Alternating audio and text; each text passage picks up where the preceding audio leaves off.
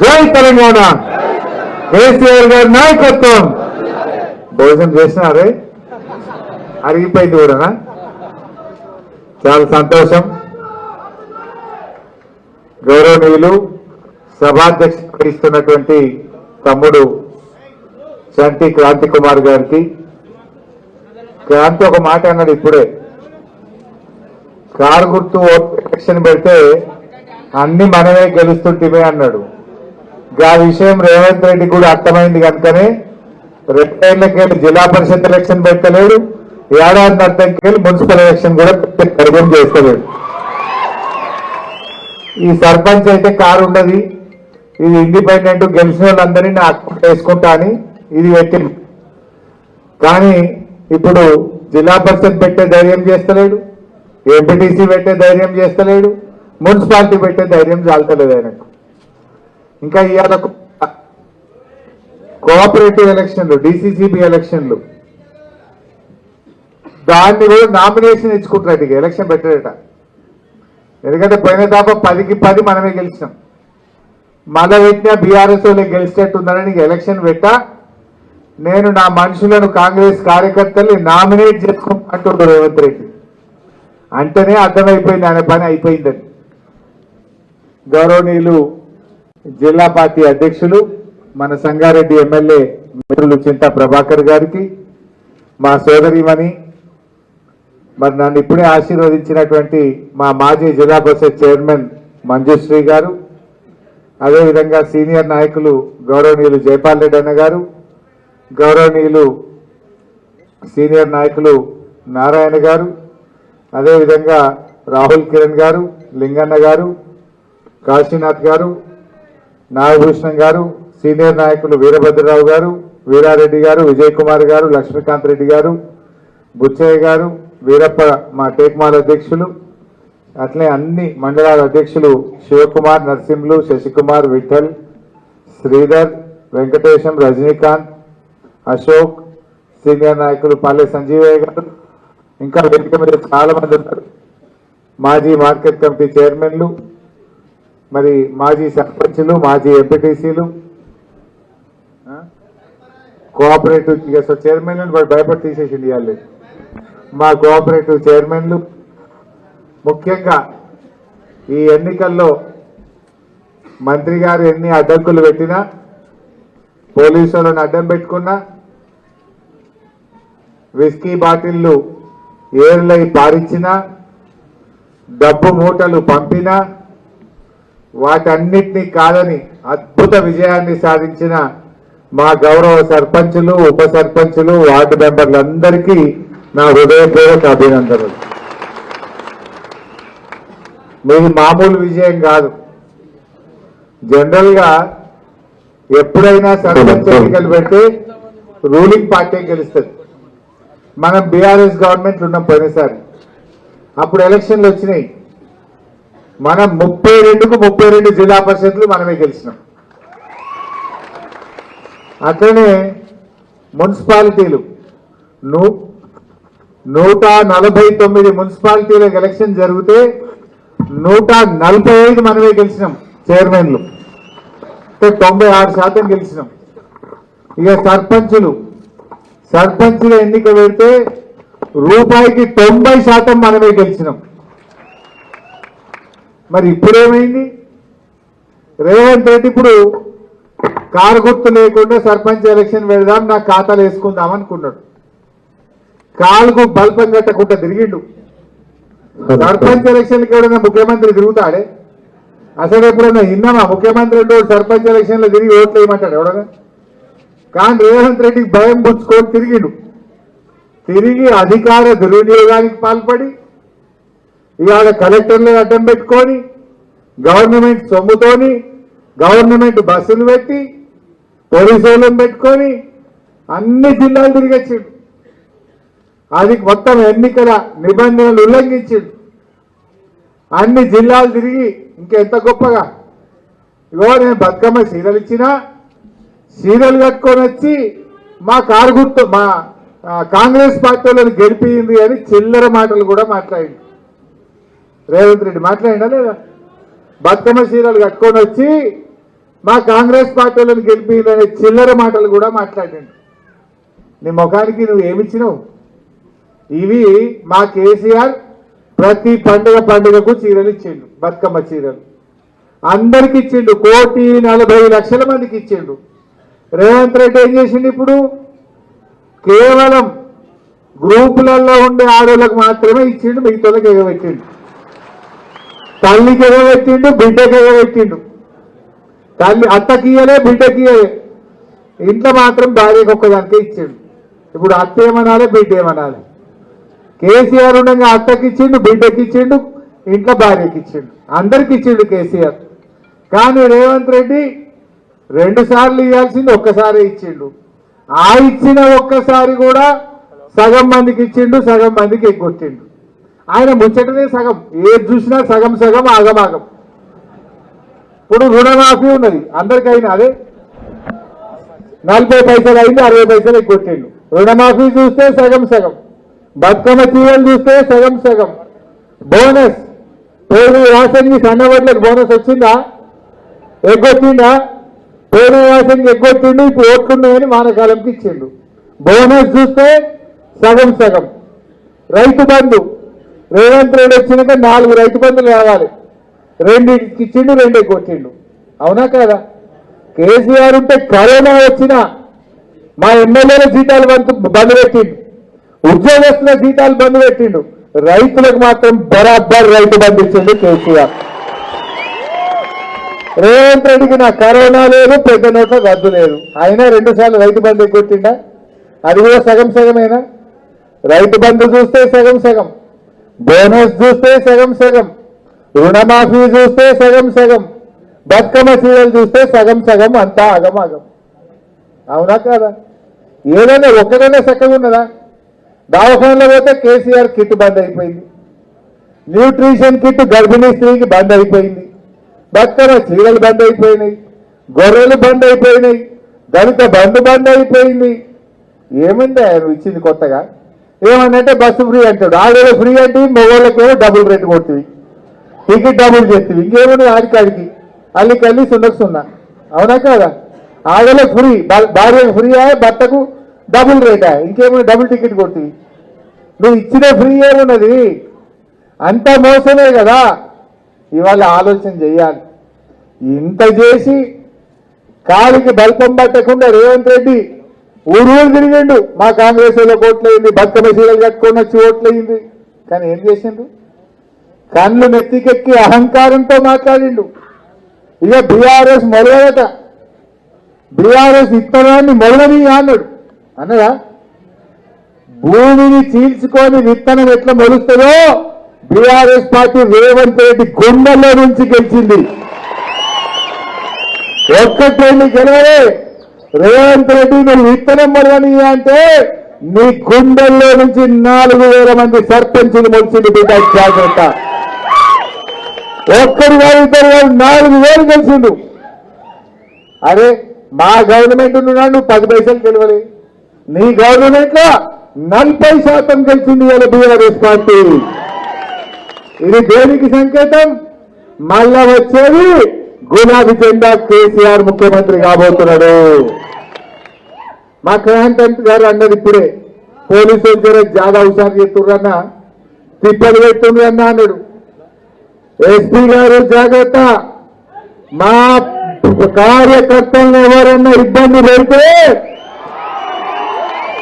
ఇంకా 2 ఏళ్లలో మళ్ళా బీఆర్ఎస్ గవర్నమెంట్ వస్తుంది. మా అక్క చెప్పినట్టు మంత్రి నేనే వస్తా, మీ సంగతి చెప్తా. పోయిన తాప మనం ఎవరిని ఏమనలే. ఎంతసేపు పని చేయాలి, పడబడ్డం. 200 పింఛను 2,000 చేసిండు కేసీఆర్. ఆడబిడ్డ పెళ్లికి కళ్యాణ లక్ష్మి ఇచ్చిండు కేసీఆర్. కాంపుకు పోతే కేసీఆర్ కిట్ ఇచ్చిండు. రైతు బంధు ఎకరానికి 10,000 రూపాయలు ఇచ్చిండు. రైతు చనిపోతే 5 లక్షల రూపాయలు ఇంటికే పంపించిండు మన కేసీఆర్. ఇట్లా ఎన్నో పనులు చేసిండు. గొర్రెలు ఇచ్చిండు, చేప పిల్లలు ఇచ్చిండు, దళిత బంధు ఇచ్చిండు. చాలా మంచి కార్యక్రమాలు చేసిండు. మనం ఎంతసేపు పని ఎట్లా చేయాలనో ఆలోచన చేసినాం. ఈ తాప మాత్రం ప్రజలకు పనిచేస్తాం, ఎవరెవరైతే మా వాళ్ళని తిప్పలు పెట్టిందో వాళ్ళ పని కూడా పడతాం, వాళ్ళ పని కూడా పడతాం. బిడ్డ ఇచ్చిపెట్టేది లేదు ఈసారి. మీరు ధైర్యం ఉండండి. అరే తక్కువ మాటనా ఇది? పోలీసులను పెట్టినా, పైసలు వంచినా, మద్యాన్ని వారించినా మా అందరిలో 72 మంది సర్పంచులు గెలిచింది. ఇలా అద్భుతమైన విజయాన్ని సాధించింది. మీ అందరికీ శుభాకాంక్షలు. అంతా పక్కపరిచిన వాళ్ళు, పేదోళ్ళు, పైసలు లేవు కానీ ప్రజల హృదయాల్లో మంచి పేరుంది కనుకనే మీరు అందరూ గెలిచింది. పాపం కొంతమంది తమ్ముళ్ళు ఓడిపోయిండు, వాళ్ళు కూడా బాధపడాల్సిన అవసరం లేదు. నా దృష్టిలో గెలిచిన సర్పంచులకు బాధ్యత ఉంది, ఓడిపోయిన సర్పంచ్ అభ్యర్థులకు భవిష్యత్తు ఉండదు. భవిష్యత్తునే ఎందుకంటున్నా, ఈ తాప నేను అంతగా చూసిన పోయిన తాప ఓడిపోయిన వాళ్ళంతా ఇప్పుడు గెలిచారు చాలా మంది. ఈ తాప ఓడిపోయిన కదా మళ్ళీ తాప మన గవర్నమెంట్ ఉంటుంది, మళ్ళీ మీరే గెలుస్తారు, గ్యారెంటీ గెలిపిస్తారు మీ అందరూ. పాపం కొంతమంది ఓడిపోయినా బాధపడకండి, మా గెలిచిన వాళ్లకు మీరు కూడా ధైర్యంగా ఉండండి. పైసలు వస్తాయా రావా డౌట్ అవసరం లేదు. కేసీఆర్ ఉండగా ఒక మంచి పని చేసిండు. 15వ ఆర్థిక సంఘం నుంచి వచ్చే డబ్బులు రూపాయికి 85 పైసలు డైరెక్ట్ గా సర్పంచ్ అకౌంట్లకు పంపించే నిర్ణయం ఆనాడు మనం తీసుకున్నాం. రేవంత్ రెడ్డి ఆపలేడు, నా మోడీ గారు ఆపలేరు. మీకు డైరెక్ట్ గా మీ అకౌంట్లోనే డబ్బులు వచ్చి పడతాయి. మీ ఊర్లో మంచి చెడు చేసే అధికారం మీకే ఉంటది. మీరెవరు భయపడాల్సినటువంటి అవసరం లేదు.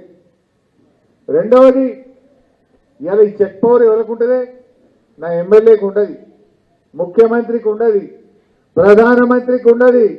ఇవాళ రాజకీయ ప్రజా ప్రతినిధుల్లో చెక్ పవర్ అంటూ ఎవరికైనా ఉన్నదంటే అయితే భారత రాష్ట్రపతికే ఉంటుంది, తప్పితే మా సర్పంచ్ గారికే చెక్ పవర్ ఉంటుంది. మీరంతా పవర్ఫుల్, మీరు మంచిగా పనిచేయండి. ఒక్కటే సూచన నాది, గెలిచినాక జర మాట మారొద్దు, అంగిలాగు మారొద్దు. నిన్న దాకెట్టున్నావు, రేపు కూడా గట్టిగా ఉండాలి. ఓట్లప్పుడు అందరి దగ్గర పోయి దండం పెట్టామా లేదా? పెట్టాం కదా 2 3 సార్లు. ఇప్పుడు కూడా గట్టిగా ఉండాలి. గట్లుంటేనే మంచి పేరు వస్తుంది. ఏమనుకోవద్దు, ఏముంటాయి 3-4 పనులు. పొద్దుగాల బరాబర్ టైం మీద నల్ల నీళ్ళు వస్తున్నాయా లేవా? నల్లలు పెట్టాలని మంచిగా పనిచేసి అందరికీ సరిపోయే నీళ్ళు ఇస్తుండా లేదా చూసుకోండి. రెండోది ఏముంటది, పొద్దున్నే చెత్తబండి ప్రతి ఇంటికి పోయి కేసీఆర్ కొనిచ్చిన ట్రాక్టర్ ఉన్నది, కట్టించిన డంప్ యార్డ్ ఉన్నది. మంచిగా చెత్త కలెక్షన్ చేసి ఊరు శుభ్రంగా పెట్టే పని చేయాలి. మూడోది ఏముంటుంది, పొద్దుస్తే బుగ్గలు వెలుగుతున్నాయా లేవా? చీకటి లేకుండా మంచిగా బుగ్గలు పోయి అనుకో, పంచాయత్ సెక్రటరీకి చెప్పాలి, బుగ్గలు బరాబర్ తెల్ల బుగ్గలు వేపియాలి, మంచి వెలుతురు ఇప్పియాలి. ఈ 3-4 మంచిగా పనులు చేయాలి. ఇంకేమైనా ఇంత పైప్ పడిపోతుంది, నల్ల బద్ద అవుతుంది, ఏదైనా లీక్ అవుతుంటుంది, చిన్న చిన్న పనులు మంచిగా చేయించుకుంటూ పోతే తప్పకుండా ప్రజలు ఆదరిస్తారు. సరే, మీరు చాలా మాటలు ఇవ్వచ్చు గెలిచినప్పుడు, మీతో ఆయన కాడికి దండలాడు. ఇంకేమైనా తిప్పలు ఉంటే 2 ఏళ్ళు అయితే మళ్ళీ బీఆర్ఎస్ కేసీఆర్ ముఖ్యమంత్రి అవుతాడు, నేను దగ్గరుండి మిగతా పనులు చేపిస్తా. 2 సార్ల తర్వాత మనమే కదా. అప్పుడు ఏమన్నా మిగిలిపోయినాయి, మీరు హామీ ఇచ్చిన పనులుంటే మా క్రాంతి గారికి చెప్పండి, మా జయపాలన్నకు చెప్పండి, మా నారాయణకి చెప్పండి, మిగతా పనులు నేను దగ్గరుండి చేపిస్తా అని చెప్పి మనం చేస్తా ఉన్నా. మంచిగా పని చేద్దాం. ఏం ఇవాళ ఈ గవర్నమెంట్ వచ్చినాక అంతా ఆగం. ఇంకా యూరియా బస్తాలు దొరుకుతున్నాయి, మన వానకాలం దొరకలే, ఇప్పుడు యాసంగి. ఏమైందా యూరియా అంటే యాప్ కోసం లైన్లో కట్టాలన్నట్ట. అరే, పంట పండడానికి ఇంత నీళ్లు కావాలి, కరెంటు కావాలి, అంటే యూరియా కావాలి. రేవంత్ రెడ్డి ఏమంటుండే, యాప్ కావాలి, మ్యాప్ కావాలి. అరే, నీళ్ళ గురించి చెప్పడు, నా యూరియా గురించి చెప్పడు. ఇప్పుడు మన సింగూరు కాలువలు ఉన్నాయి, మన గవర్నమెంట్ ఉండగా బరాబర్ 40,000 ఎకరాలకు సింగూరు కింద నీళ్లు వారించినమా లేదా? ఆ మోటార్లు రిపేర్ చేసి కొత్త మోటార్లు పెట్టించింది బీఆర్ఎస్, కాలువలు పూర్తి చేసింది బీఆర్ఎస్, మీకు కరెంటు సబ్స్టేషన్తో సహా కట్టి నేనే వచ్చి ఇనాగ్రేషన్ చేసినా ఆనాడు కాలువలలో నీళ్లు బారించినాం. ఇప్పుడు పోయిన యాసంగి ఏమైంది? మేము కాలువలు లైనింగ్ చేస్తున్నాం, మేము కాలువలు మరమ్మతు చేస్తున్నాం అని పోయిన యాసంగి నీళ్లు ఇయ్యలే. మన చౌటకూరు కానీ, మన పుల్కలు కానీ, మన అందోల్ జోగిపేట అందోల్ కానీ 3 మండలాలలో 40,000 ఎకరాలకు నీళ్ళు రావాలి. పోయిన యాసంగి ఇచ్చిండ్రా? యాసంగి ఎగబెట్టిండ్రు. మేము కాలువలు మంచిగా చేస్తున్నాం అన్నారు, పంటలు వేసుకోవద్దు అన్నారు. మళ్ళీ ఇప్పుడు కూడా ఏదో సింగూరు రిపేర్ చేస్తాం, డ్యామ్ రిపేర్ చేస్తాం అని సగం ఖాళీ చేసాం. ఆ ఖాళీ చేసేటప్పుడు కూడా ఒకటేసారి గేట్లన్నీ ఎత్తితే మనకు ఆ మంజీరాకు ఎడమ వైపు కుడివైపు ఉన్న పొలాలన్నీ మునిగిపోయినాయి. ప్రతి ఊర్లో 400-500 ఎకరాలు మునిగిపోయినాయి. దానికి కూడా ₹1 సాయం చేయలేదు ఇప్పటిదాకా.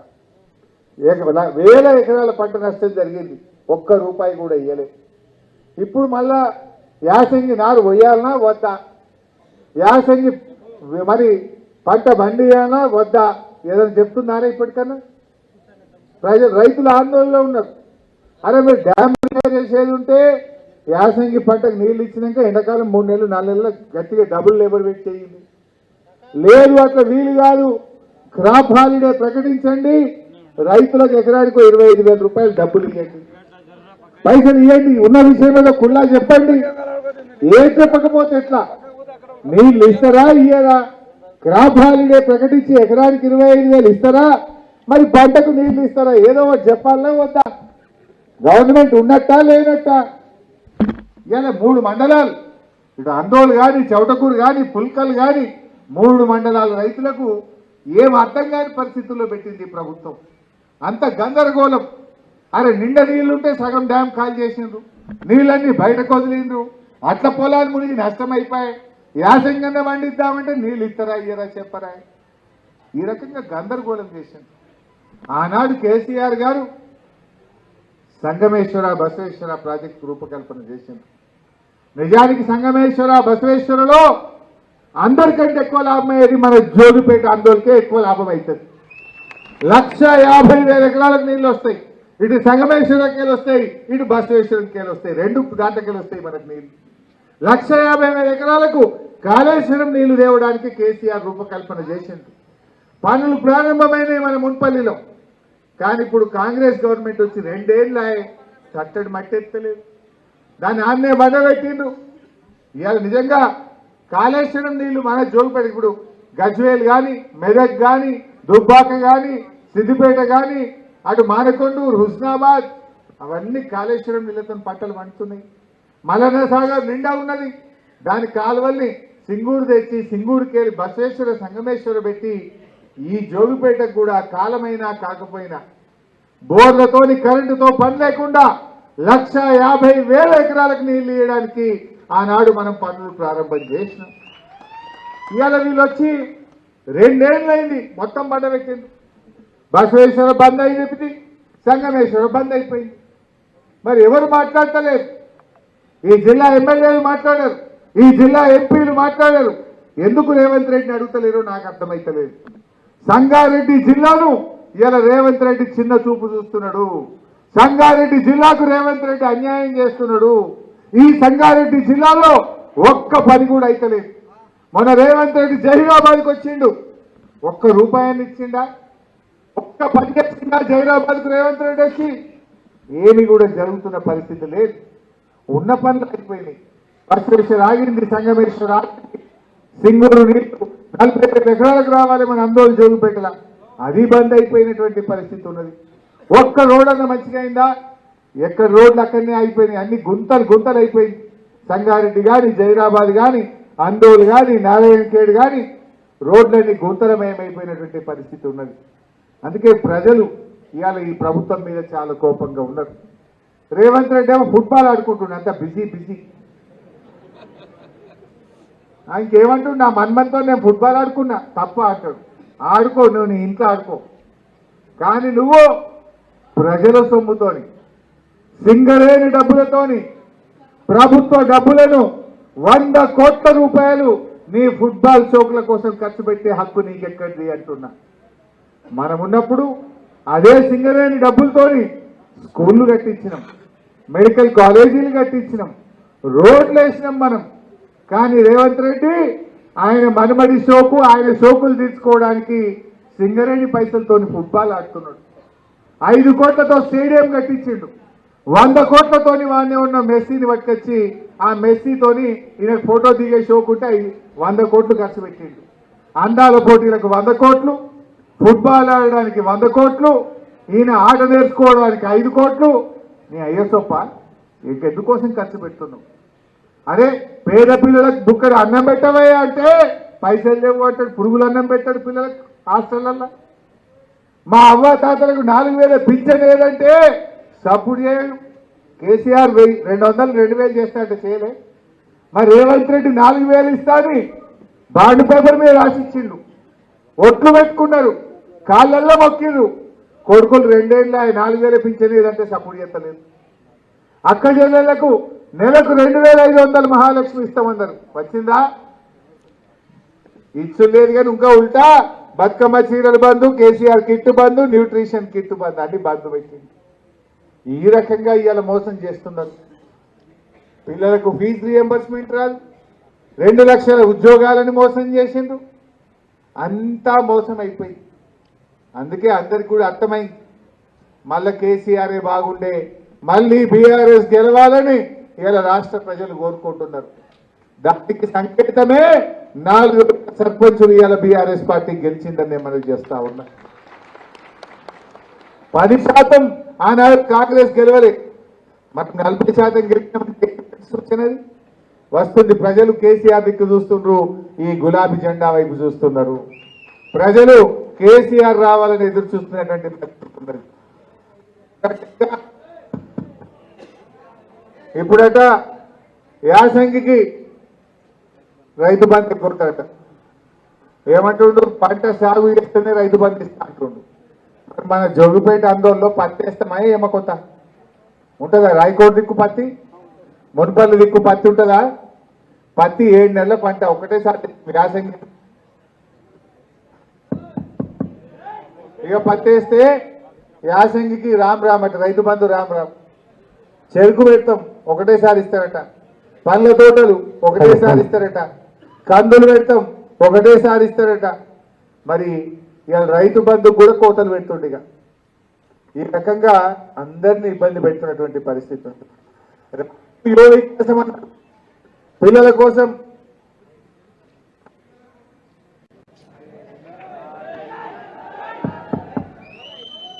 రాజీవ్ యువ వికాసం అన్నాడు. మన 2వ తారీఖు జూన్ 2వ తారీఖు ఇక పిల్లలకు 6000 కోట్లు ఇస్తామన్నారు. 6 రూపాయలు ఇచ్చింది ఎవరికన్నా? రాజీవ్ యువ వికాసం అని పేపర్లలో యాడ్లు వేసుకున్నారు, టీవీలలో ఫోటోలు వేసుకున్నారు. కానీ ఇవాళటి వరకు ఒక్క నిరుద్యోగ యువతి యువకులకు 1 రూపాయి కూడా ఇవ్వలేదు. వికసించక ముందే వాడిపోయింది రాజీవ్ యువ వికాసం.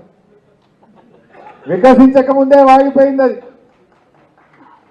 ఇక కూలీలు, గ్రామాల్లో ఉండే కూలీలకు ఏడాదికి 12,000 ఇస్తామన్నారు. వచ్చిన అయోల కన్నా పథకం ప్రారంభించిండ్రు, 1 ఊరికేసిండ్రు, మండలానికి అన్నీ కొట్టిండ్రు. ఏడాది 1 ఊరికేసి మరి మిగతా ఊర్లకు ఎప్పుడు వేస్తారు నాయన? అడిగేటోడు ఉన్నాడా?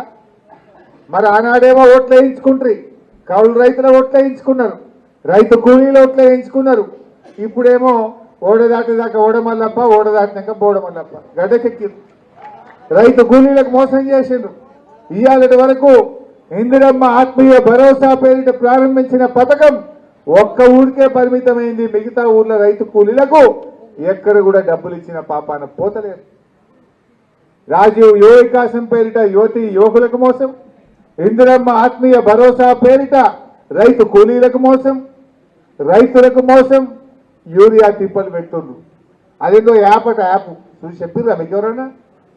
ఆ యాప్ పనిచేస్తలేదు. ఇవాళకి పొద్దుగాల పోయి యాప్ను ఓపెన్ చేస్తే టెక్నికల్ ప్రాబ్లం అంటుంది అది. మరి యూరియా సంచుల కోసం యాడికి పోవాలి?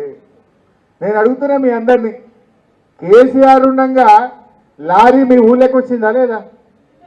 చాలా గ్రామాలకు లారీ ఊళ్ళకే పంపినాం.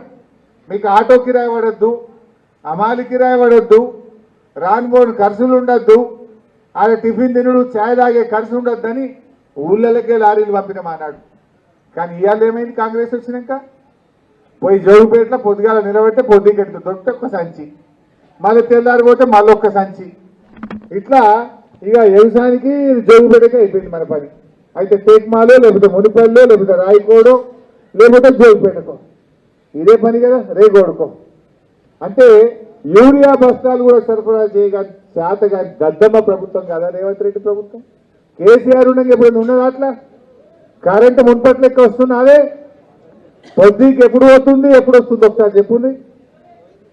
సాయంత్రం 5:30కు 6 గంటలకు పోతే మళ్ళా మబ్బులు ఎప్పుడో వస్తా ఉన్నది. 20 సార్లు పోతుంది రోజుకు. మంత్రి గారు ఉన్నారు కదా మీకు స్పెషల్.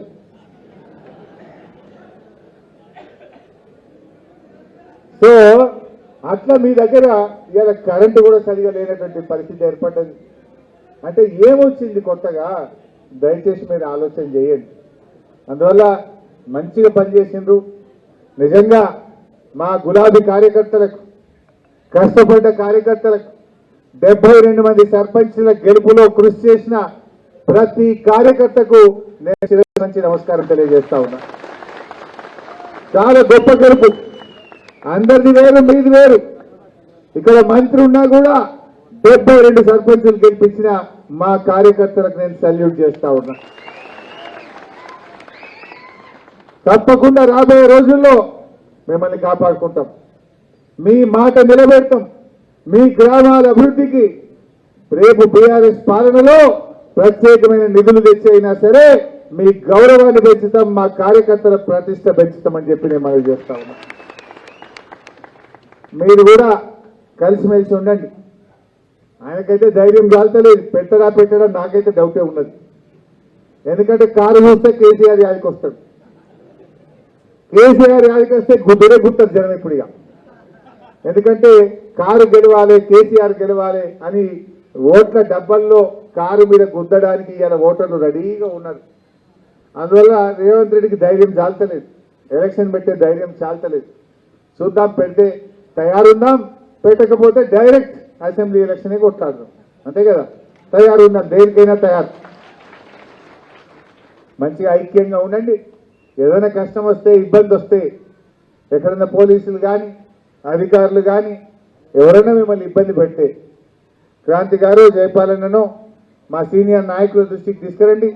అంతా ఇబ్బంది అయితే ఇప్పుడు మనం బ్రహ్మాండమైన హైవే వేసినాం. ఇప్పుడు గంట సేపట్లో నా ఇంటికాడ ఉంటారు మీరు. ఒకటే గంట లేదా గంట సేపట్లో నేను మీ దగ్గర ఉంటా. ఏం బాధపడేది లేదు. అత్యవసరమైతే నన్ను పిలువుండ్రి, అవసరం ఉంటే నా దగ్గరికైనా రండి. ఎల్లవేళలా నా తలుపులు మీకోసం తెరిచే ఉంటాయి. మిమ్మల్ని కాపాడుకుంటామని మనవి చేస్తూ జై తెలంగాణ.